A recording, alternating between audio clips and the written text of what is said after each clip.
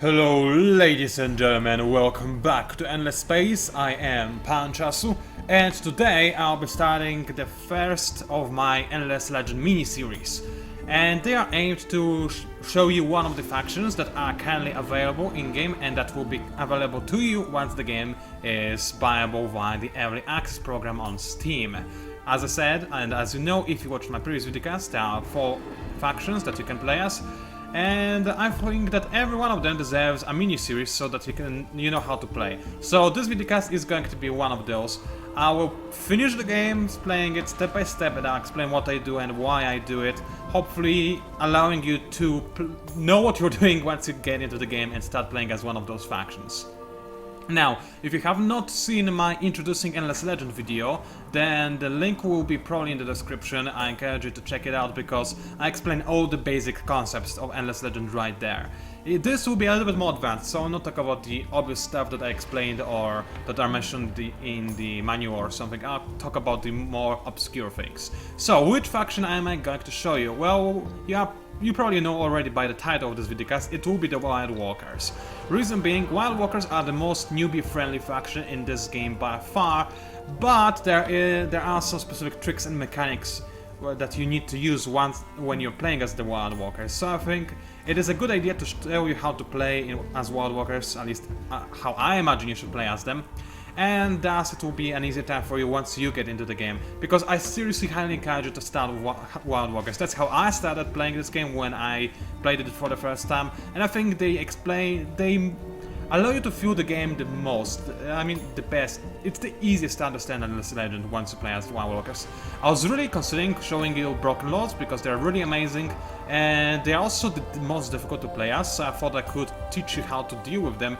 However, there is a certain bug associated with them right now. You shouldn't see it once the game is released, but right now there is one, so I won't bother. I won't touch the developers by showing a bug. That would be the worst. Besides, it wouldn't be fun. Showing you a bug, this would ruin a few things, not too many, it's not a big bug anyway. Still, Wild Walkers it is. As for other factions, I'll go for Volters, I'll go for Broken Lords and other Wild Walkers. Wait, no. What about the Necrophages? There we go. And those two will stay as random it with somebody else, I don't care who. Sorry. Now, for the map, I'm going to change some things around. I'm going to switch the map size to small. Reason being, I want this to be a mini-series and kind of tutorial-esque, similar to what I did with Dungeon of the Endless. So I do not want this to last for too long, and small world size will allow me to do just that. I should be able to encounter enemies quickly and defeat them relatively quickly as well, in the span of several videos, hopefully. Otherwise, if you set the world to anything bigger, the game can get quite long. It's not boring by any means, it's very interesting. But, you know, for the purpose of this videocast, I think small world size will fit us just fine. So, I'll pause recording and let the game render the world, so I'll see you in a minute.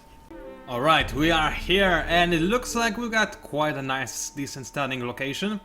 So, as Wild Walkers, what you want the most are forests. You are the most powerful once you are in a forest, when your cities are in a forest. In general, you are basically a rigger version of elves, and elves love forests, everybody knows that, so you want forests. So first of all, let's turn on the Fizz icon. And by the way, something I didn't actually mention in my introducing videocast, I mentioned that there are cliffs, but the cliffs are also very important on the map screen because, as you can see, you do not have vision over cliffs. As I can only see the 2 tiles adjacent to those cliffs, but I cannot see what is behind it, even though I have the vision of 3 tiles. It only works on 1 tile because of the cliff right here, which is a very interesting mechanic. Obviously, if you're on top of cliff, that isn't there. You can see a lot when you're on top of cliff. So again, height is very important in this game, but let's not dawdle for any longer and let's actually scout around. Now, this in the background is actually the North Pole. You cannot go there. So it tells me that probably my region ends right about here, so there shouldn't be much to discover, but maybe there will be some amazing, how they called, anomalies. So I want to check it out if that is indeed the case. And looky here, there's actually titanium deposit. Good, I will need some weapons. So anyway, let's keep exploring the north. Looks like it to be, yeah, it's a very cold area. I'm next to the North Pole, that's why. So this is a very nice starting location actually, because I will have access to both titanium and glass steel deposits. If I get those techs early, I'll have some very, very powerful weapons. However, there are still no forests, so I need to keep looking for those because, as I said, the forests are basically essential for the Wild Walkers. So let's create another scout party. There are ruins, there is a little bit of a forest, and this may be enough for us, but look at this. There's actually an AI right next to us. This is because I set the AI number to 6. That's a very high number on a small map, and this means that we'll encounter AI easily. As you can see, we encountered it right away, and I really wanted you guys to see AI and AI interaction. I know you wanted this, so I thought that for the purpose of a short miniseries, it is beneficial to encounter AI early and have plenty of wars. So anyway, I think that this area might be our best bet because of the forest nearby. I mean, sure, as you can see, there are 2 anomalies nearby. Stasis pillars are very nice. As you can see, they give plenty of happiness, science, and dust. And as happiness is the most important of those out of those 3. However, as wild walkers, I get significant bonus to industry if I settle in a forest, which is right here. So what I'm going to do is actually ignore those anomalies for now, because I need area production. I'm gonna settle next to a forest. So let's see if there isn't a forest over here. No, there's another anomaly, a very nice one, and again, Earthspan, we've seen it before, but I think nothing can be a forest when you're playing as a wild walker. This is something you need to watch out for. As a newbie, you may want to settle next to anomalies at all times. Sometimes it is not recommended, sometimes it's better to expand towards the anomalies, but start in a good terrain that is nothing special but just good in general, like the forest in this example. So let's settle in a forest. Now, something you also need to know, once you settle a city, then the town directly on which you settle a city loses the food production. At least it loses 1 food, I'm not sure if it loses more, honestly, I forgot right now, but you shouldn't settle on a town with food production because you will lose some of it. So always try to settle on a town with something else, if possible. So there is that. There's right now this UI bug that allows us to see through the city. Maybe it will resolve itself, but I think I will need to reload in a minute. We're not in a hurry. I don't think it's very annoying. Actually, it might be. I'll be right back. Okay, now everything looks much nicer, doesn't it? Yes, indeed. So, first city has settled. In case you're wondering, strategic resources also give you a small boost to the tile production. As you can see, just because there's titanium deposit on this tile gives me extra science on this tile as well. So while resources that you can mine are not as good on their own as anomalies without improvements, but they still give you some kind of bonus that is added to the normal tile. So you should... Oh wow, I almost broke a glass, but it's fine.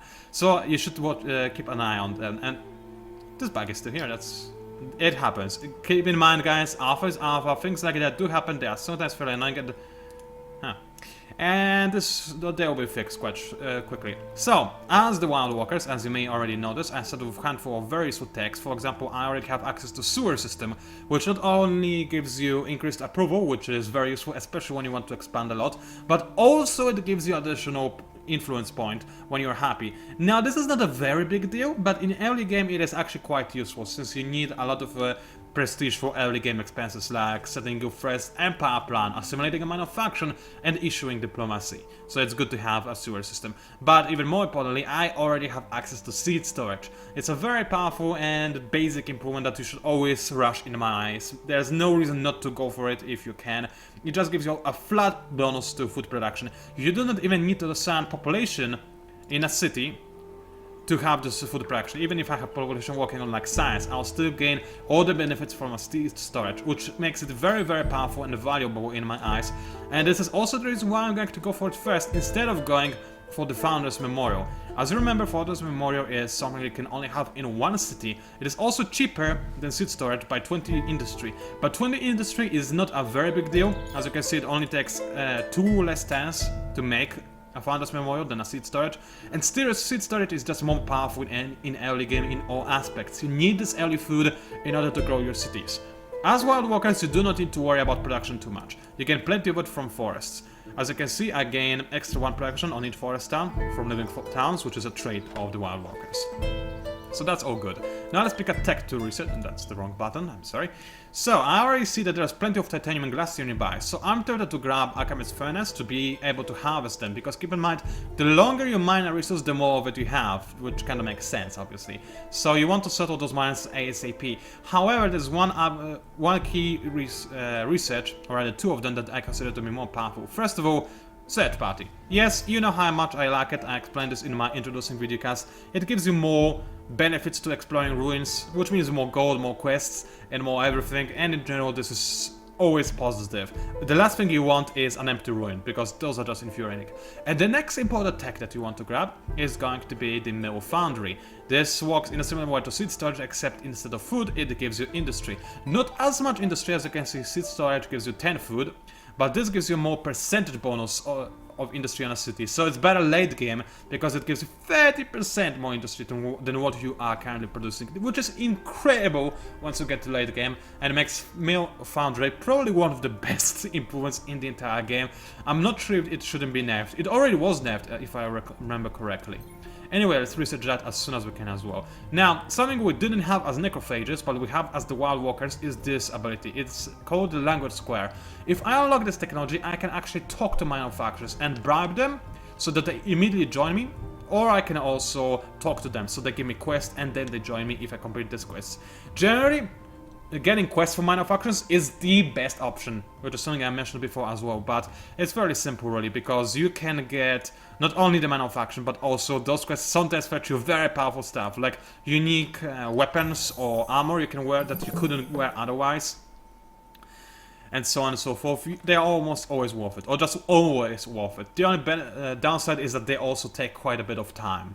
Now, this is the beginning of our main quest, the main quest for the Wild Walkers. I'm not going to read through this. If you want, you can pause the videocast. Every faction has really cool lore associated with it. I don't think there's any faction that has a lore that I wouldn't like. Every piece of lore is unique, it fits the faction perfectly, and explains why each faction wants to do what they want to do. It also explains the possibility of a schism, or however it's pronounced, within the Wild Walkers, and it's really cool. So, you can read it, or you can buy the game and read it yourself. Either way. Anyway, what we need to do is search for 3 runes, and in return we're gonna get a very powerful bow, as you can see. It does cost 6 glass steel, however, in order to equip it.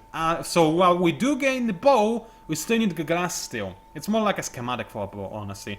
Depends how you look at it. Either way, it's a very powerful bow. As you can see, it gives you +5 damage and critical chance. Those icons that you can see right here represent the damage and critical chance. And +5 of those is pretty good, let me tell you that, for experience outkill for this kind of bow. So it's pretty good. Not the best, but it's still very good. So we're going to try and search for 3 ruins, but we're not going to do it ASAP because, as I mentioned, something that is very important is that we have the third party first, so we can expect better findings within those ruins. Now, there is an enemy border right here, but we can walk through it as even if we basically can just walk through it. We are at Cold War, and Cold War allows you to do anything, really. So as you can see, those guys are right here. We can have a look at their... Oops, that's what they see. We can have... Sorry, I pressed the wrong button. We can look at their leader, there we go. I assume this screen is going to be changed, but I'm not sure. It's not bad, honestly. So as you can see, we have 4 options in the at the start of the game. We can declare war. We need 38 influence to do that. Obviously we have 1. No, they have 1. I have also 1. So either way, neither of us can afford to do anything. So I can declare war. I shouldn't do this. It's a bad idea. Even if I had influence. I can close their borders. This means that they will not be able to pass through my borders, which is sort of fairly good. This allows them to strike you, you know, from out of nowhere, to disrupt your economy and do all other crazy things. In the future, there will be more options added to Endless Legend. For example, you will be able to pillage enemy lands so that they gain less efficiency bonus and whatnot. So closing borders is also, I imagine it being very worthwhile if you have the influence. Right now, obviously I do not. You can also issue thanks warnings. These are purely diplomatic actions that will raise or lower AI's opinion of you. So it does cost influence, but you can influence AI by doing this kind of political play, which is a really cool way of making AI like you or dislike. It's much more natural than some other foraxes. So there is that. Right now, neither of us like or hate each other. We just have zeros modifier because we just met. Now, obviously, I want to work out of here because I'm on enemy territory. They can attack me without declaring war on me because we are in Cold War. In Cold War, you are allowed to attack anybody unless your enemy is within their borders. Right now, my unit is within my borders. I cannot be attacked by voters unless they declare official war on me, and they do not have the influence to declare war on me, so I'm safe. So also, as you can see, the voters start with more units than anybody else. They start with 3 marines that are their equivalent of my basic units. and everybody else starts with 2. This is something we discussed on VIP forums. This may be changed because 3 marine stat is very, very powerful. Speaking of which, I need to redesign my unit. Right now, as you can see, the cavalry rangers, they are equipped with crossbows and shields, which is the standard combination. In my eyes, it's not a very good idea. What I like to do with those guys is just give them a bow, because a bow gives you more damage in general and also more critical chance. It does lower my defense in life, but those guys are made of paper, honestly. If somebody sneezes at them, they just die outright. So you want them to be as glass cannony as possible, and those bows allow you to do just that. For the same reason, I'm not going to install any armor, because this armor lowers the initiative of the unit, and those guys have a very high initiative for early game units, and you want to benefit that. You want to attack the enemy before they attack you. So I'm going to apply those changes. I could rename this unit, but I will not. And also something I forgot to do at the end of last turn is assign my hero to my city, which is very important, because as you will see in a moment, let's assign this hero. This hero, aside from having plenty of weapons, also has a skill tree of Wild Walkers, and the Wild Walkers have a very powerful ability. As you can see, their hero on the first few levels can increase the industry yield of first even further than Wild Walkers already can by default, so this is crazy. And then look further, even more production for free in every city, even if they do not have forests. So that's crazy production. And it goes further, you can also have you can spend less dust on your cities, and let's go even further, even more production. So you can see why Wild Walkers are very newbie friendly. They allow you to construct an enormous amount of units and structures, and you want to just spam just everything. And the only problem you run at as a Wild Walkers is dust, because all those things you make will cost you dust. So if you make too many of those, you will go bankrupt, which is not something you want to do, trust me. So anyway, right now what I'm going to do is just carefully scout around, looking for, not ruins, but just look at the topography in general. As you can see, there's an Ursus village. Those guys are kind of like orcs mixed with giants, mixed with maggots, that's how I would describe them, mixed with sharks, a bit. Yeah, they're fairly scary guys, not my favorite, they do not give you a very good bonus. But as you can see, this village is burning. This means that the voters have actually attacked this manufacturing village and they destroyed it, and right now nothing is going to spawn out of this village. So this is good, this means that nobody is going to bother me, and that's nice. That's very, very nice. There's some ruins, and I will gain such party in 110, so I want to make my way over there. And also see what is in the region nearby. Not too many forests, I mean there is some, but that's fairly unlucky, as Wild Walkers you generally want to have a land just filled with forests and only forests. That's the best thing you can hope for, and sometimes you get that, sometimes you don't. So there's that. Anything else I should do? I'm pretty sure I didn't forget about anything. Oh yeah, there is one thing. I wanted to check what manufacturing is in my region. Oh, I'm yet to discover it. Alright, that's fine by me. Also in nearby, you can see that in the region right next to me there is a Delvers village. Delvers, they are very awesome. As I mentioned, I think in my other video, they give you bonus dust, and bonus dust is always good. Also on their own, Delvers are quite good units, not the best. I mean, Broken Lords do not need Delvers at all, because the Broken Lords just have a better infantry. However, as Wild Walkers, I like this kind of smaller military unit that can fulfill the role of basic infantry. I have very big stumpy dudes, but I don't have the small dudes. Devils fit this role perfectly, and that's why as Wild Walkers, if you can assimilate Devil's Village, it's sometimes a very good idea to do so, because you need this infantry to make for an easy shield for your archers, at least until you go into later eras. Alright, let's discover what is in those ruins, hopefully something good. Of course, nothing! Yeah, in case you are new to my channel, you need to know something. I'm very unlucky in video games. So this is something you need to watch out. Oh, black dust. I really like black dust. Mostly because it looks cool. I mean, I don't know why, I just want to lick it. It looks like something delicious. It may be just me. It's probably just me. Anyway, you two guys, just make your way back, because I want to discover what is in those ruins. And keep in mind, my quest also makes me discover 3 ruins, and then I will get a bonus cookie. Also along those lines. Meanwhile, my city just got a new walker. I'm going to move it back to food production. If I remember correctly, the devs plan to allow you to auto-assign walkers to different areas. At least that's what I suggested. I'm not sure if they're going to do this, but I think they said they are planning to do so at some point. So this will be nice. My population is right now counted, so no effects. There is nothing really to look at in my city. 7 turns until seed storage. I need to keep looking, because if I can, I want to speed the process up with dust so that I can get bonus food faster. Let's end the turn again. And the turn is processed nice and quickly. Much faster, I think, than in Endless Space, which is kind of impressive because Endless Space, while amazing, it wasn't nearly as graphically impressive as this game. So you would imagine that this game is going to be slower in processing turns than Endless Space, but no, it actually is very fast, very fast. It's sometimes a bit tanking when you're recording. Good, get that, that's what I needed. This Endless Legend is sometimes a bit tanky when you're recording, but other than that, I think that the performance of this game is also very good for an alpha product. And I assume performance is actually going to be improved as well, so this is going to be great. Another minor faction that certain arachnophobic people out there, sorry, yeah, there are arachnids. Yeah, they actually used to be way worse, the Seratan. I mean, they were overpowered as a unit, but they gave you very, very poor bonus side. Now they are more middle of the ground, jack of all trades. There's another faction that works more like those guys used to be. So there's another faction called Jotus or Yotus that are very, very powerful ranged units, but give you a very, very crappy bonus. Anyway, Seratan are not my favorites. I'll probably just kill them when I have the army. Where are they? Oh, over here. Right. Yeah, I'll kill them. No problem, no. Might as well, right? I mean, they won't mind being dead, surely. And I just realized I forgot to use my desk to speed up the process of the seed start. That's okay, it won't run away. I mean, that's a mistake you should avoid when you play this game, but I'm playing this game right now. I can do all sorts of mistakes, why not? So anyway, what do I want to go for next? Sewer system is not really what I need right now. I mean, sure, this would give me some bonus influence, which is tempting, but I think right now I need Founders Memorial for this extra everything on the city.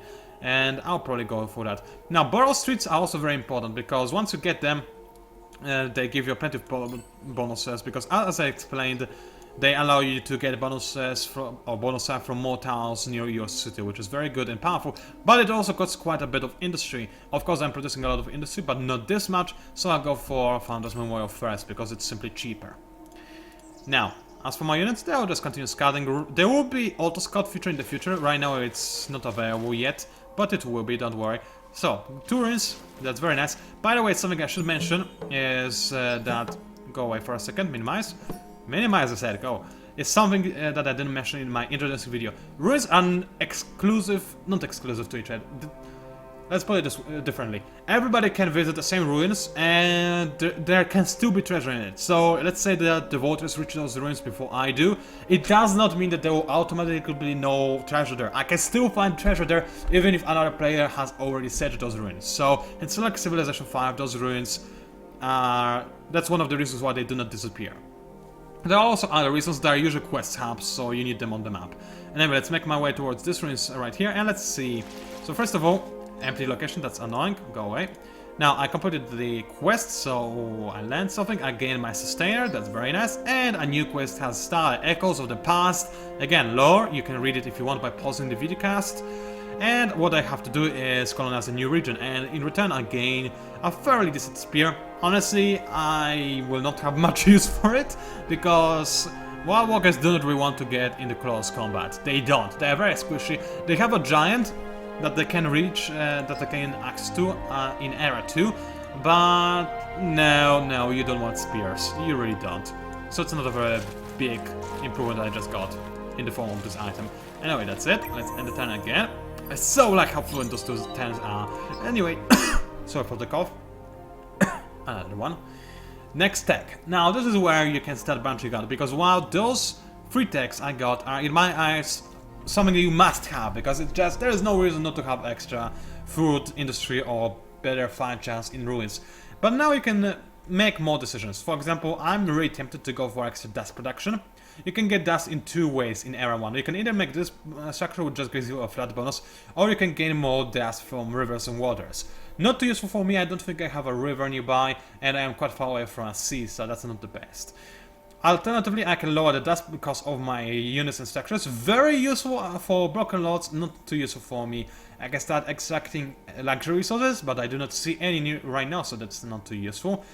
I really want to parley with factions, minor factions, but I do not see any interesting ones as well. So I think I'll just go for the best option in my eyes. That would be Alchemist Finance, because I want to start gathering this glass steel so I can start using those weapons I'm being given from those quests. I think it's a very good idea. Anyway, let's discover what is within those ruins. And that's a very bad way Yeah, this cliff is actually fairly annoying.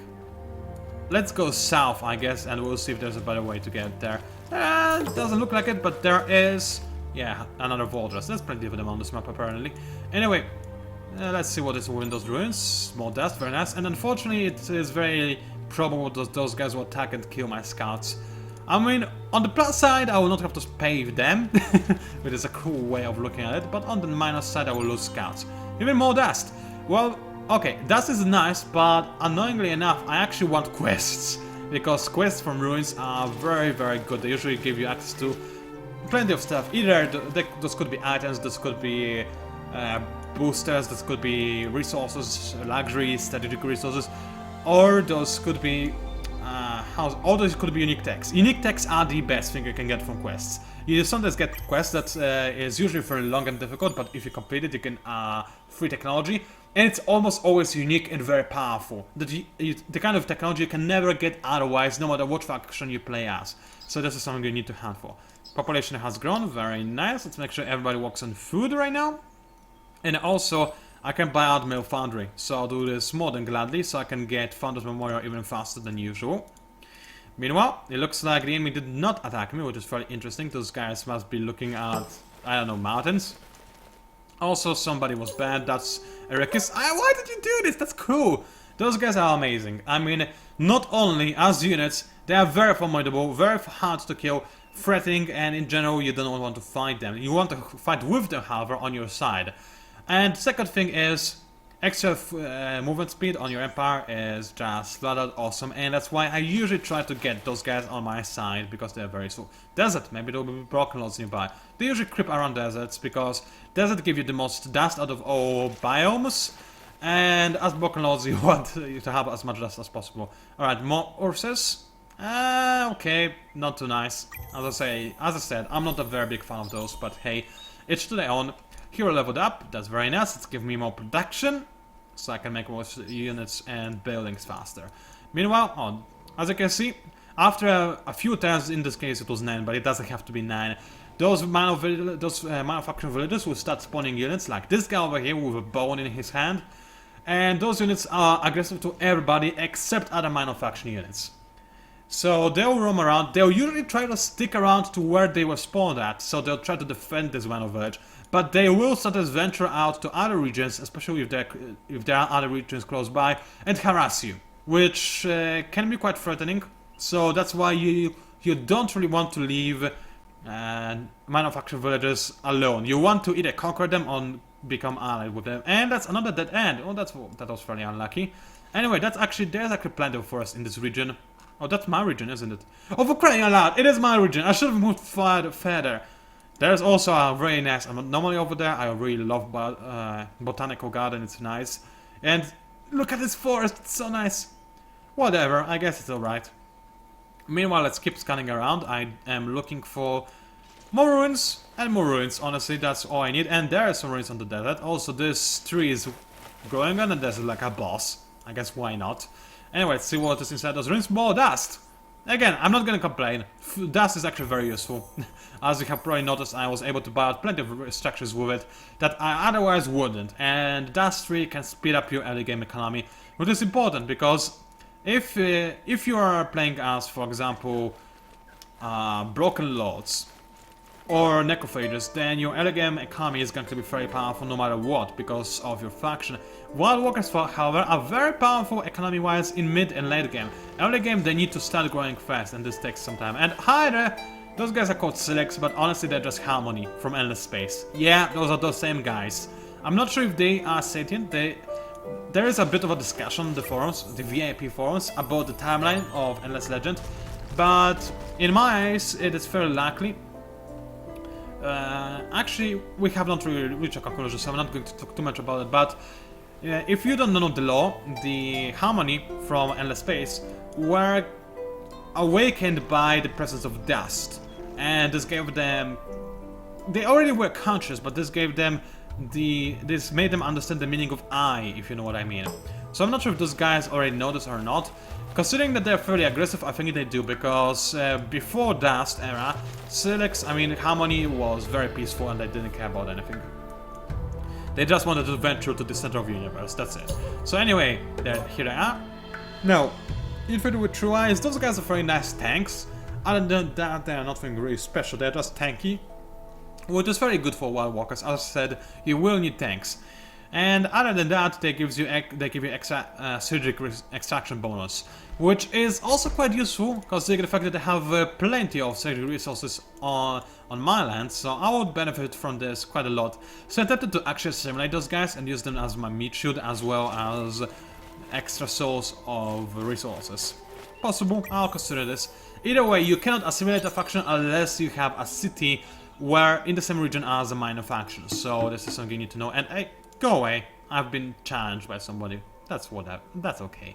Anyway, do I want to unlock Rookery? Honestly, I do not. I do not have the Dust for Heroes, and I will not have Dust for Heroes for quite some time right now, so I can just ignore that.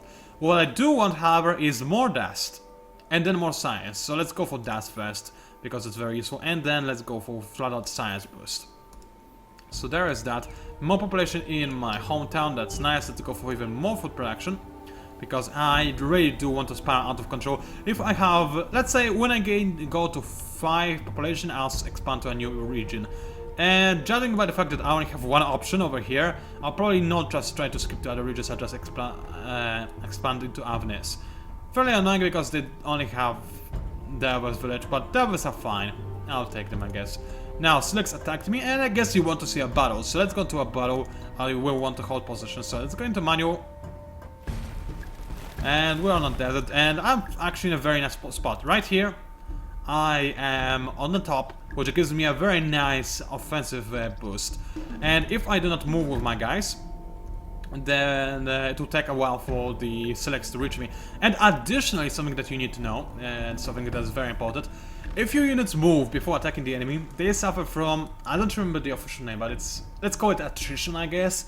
So the longer you walk before attacking, the less effective you are. I don't remember how exactly it works. There is an official documentation about this anywhere. It's just something that a dev mentioned to me once, and that's when I noticed that it's usually best if you don't have to walk to the enemy, if you make the enemy walk towards you. So again, another reason to just stay here and not move further. And those guys have a very nice range, so I'll be able to just pepper those guys with arrows. No problemo. Now, unfortunately, as I said, the selects are very tanky. I'll most likely lose this fight regardless. Even though they are slow, they just ignore my arrows completely. And when they do attack me, it is going to head. So, yeah, I'm starting to attack from close range. As you can see, being on the high ground gives me quite a bit of offensive bonus. But now, ow, while I hit, I'm almost dead, which is a problem. And I cannot run away, I'll just continue firing at this guy. Honorable sacrifice, right? I mean, those guys are probably very mad at me, but honestly, they have nowhere to go. I'm on a cliff. I'm surrounded by cliffs. I can't go anywhere. And I just died. Yeah, you do not want to fight against Silex. You want them to fight for you and protect your archers, because those archers, while they deal enormous amount of damage with bows, they are very, very squishy. Anyway, we found even more borders. There are 2 more AIs right there. I think that going for 6 AIs may have been an overkill for a small map. Whatever, it will be interesting at the very least. Anyway, what do I want to do in my city? I really want to colonize this region before the AI does it, because that's something I do worry about. So maybe, just maybe, I'll actually not wait for another population point and I'll just expand right away. I do want to start producing glass steel, so that's important, but first, yeah, I cannot risk it. I need to get a cellar, I need to set it right away, so just rush a cellar, 10 turns, that's fair enough. And do I want to scout around? No, there's no passageway through those lands anyway, where the risk of being attacked by the vultures. And I do want to protect my cellar, because cellars, on their own, they can be very easily snapped and killed. So, while those guys are not the best, they will provide me with a bit of protection, and I can retrofit them as well. For 4 dust, it's worth it. And now they will deal a lot more damage. Their icons are yet to update. It takes a while for the game to recognize that your unit has actually been upgraded. That's okay. Again, early alpha, things will be polished out, and still, for an early alpha product, you have to admit, it is very impressive. It doesn't feel like early alpha. Sure, there is a limit to tanks, and that's something I forgot to mention. There is not only a limit to tanks, as you can see, you do not have access to 6th and 5th era, which are very interesting areas, I can tell you that. But you can also only play until 10-200. Which is fine, you can win the game by 10-200 on small map and sometimes on medium map as well, if you play it correctly. but obviously it's a limitation that we have to play with right now because the game is not ready to go into later eras, as simple as that. Anyway, User says actually my seller is already ready. Already ready. My English, so good. So let's actually have the seller, and I'll move him, I guess, to this tile. Merge the two armies together. I said merge the two armies together. Am I just not creating? Oh, I'm being a settler. Silly me. Hey, and now I'm not being a settler. Alright, I guess it's a bug. Keep in mind, alpha is alpha. Let's just move away a little bit and I should be able... Oh, I was clicking on the wrong icon. It's not a bug. I'm just being retarded.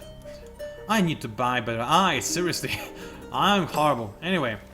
Yes, I know those are devils. I've already seen them game. Thank you very much. Anyway, now I'm making the glass steel extractor very nice. Then I'll most likely go for borrow streets because of the enormous bonus they give me. So there's that. If necessary, I can also assign my hero to those units. My heroes in general are very, very powerful tank units that can also do a lot of damage, especially for the wild walkers. So as a result, they make for perfect escort. But as you can obviously see, this guy is, or gal, is quickly becoming amazing at improving cities. So I do want her to stay in the cities at all times. So anyway, I want to settle more or less where the devils are staying right now. Let's have a quick look if there are other areas with anomalies nearby. There are stasis pillars, they are nice. There is some forest right there. There's a river. River would be nice, I guess. Yeah, I think I want to sneak past those devils and set over here. But those devils will probably kill me quite easily if they do attack me.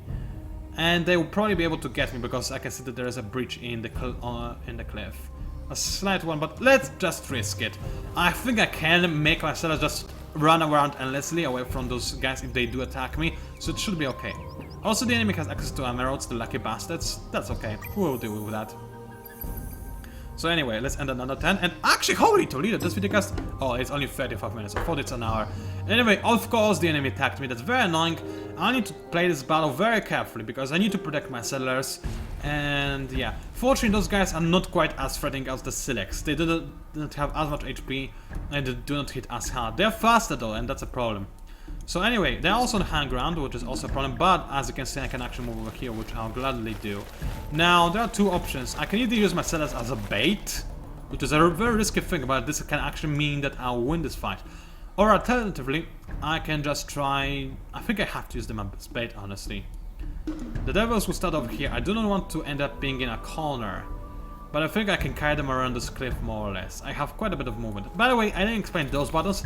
They just make you advance towards the enemy army, move backwards, or just reset your position. So that's all those buttons do, in case you were wondering. So there's that. Well, if the devils don't walk towards me, what is my range? 3. 1, 2, 3... Yeah, I don't even have range to them. And I'll be first on the initiative. That's very bad. Yeah, let's make them come towards me, like here. Yeah, I'll move my settlers over here, act as a bait. Very risky, but I'll do it, I guess. Let's ready up. And actually, for some reason, I don't have the best initiative. That's very surprising. That's not usually how it is, but that's very good as well. So my guys will stay over here on this cliffside and just be peaceful. And I don't want to walk over here. Actually, I'm not sure if it is possible for anybody to walk over here, because from what I noticed before, it is not possible for you to walk out of a region during a battle. And it looks like this cliff is actually impassable. It's impossible to get to me. If I knew this, I would just make sure that my settlers are on this cliff. That's something that will probably be fixed later in the game, because this is obviously something you can exploit quite easily. Anyway, let's actually walk over here-ish. They shouldn't reach me. 1, 2, they can. Ooh, that's a very nasty situation I got myself in.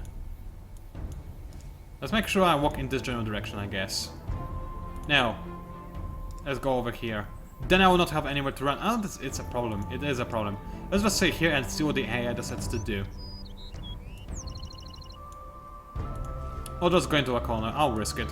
Hopefully I'll be able to do enough damage to kill those devils before they try to attack me. Which is possible because those bows are very mighty and powerful. We will see that in a second. Fire the volley! 13 damage. Wasn't very impressive. Something you need to know. Minor faction units are usually considered to be pretty good regardless. And can they actually attack me? No, but I can attack them. That's very nice. settlers just to nothing. And oh, there is a passageway. Okay, so it wasn't a totally exploitable location. That's good to know. 13 damage, ooh, that's a lot, but I think I can win this still and deal slightly more damage than they do. So you obviously focus fire on those guys. I'm tempted to throw my settlers at the Devils, which is a risky move. As you can see, I have barely any attack or initiative. That's actually 25 each. Those guys have only 16 left. They deal 22 damage with 7 critical. So if they're lucky enough with the critical, they can kill me in one hit. I have barely any defense. I will not risk my settlers. So you guys just run away. And let's hope that my archers will be able to deal with those fighters. But the enemy, even though I have the high ground advantage, yeah, infantry is very good at killing the archers once they get close to those archers. So I'm most assuredly dead. Yep. Yeah. That was one-sided, unfortunately. But I think I'll be able to rescue my settlers. This will be considered a draw. Yeah, it sure seems this way. Good. All I wanted is a draw, and that's exactly what I was given. So now I can move away, and I can possibly settle my city. Not this turn, unless I want to settle over here. I don't. I want to settle next to anomaly right away. So I probably want to settle on this tower that I'm putting at right now. So let's walk away. Those guys should not be able to catch up to... Actually, they might.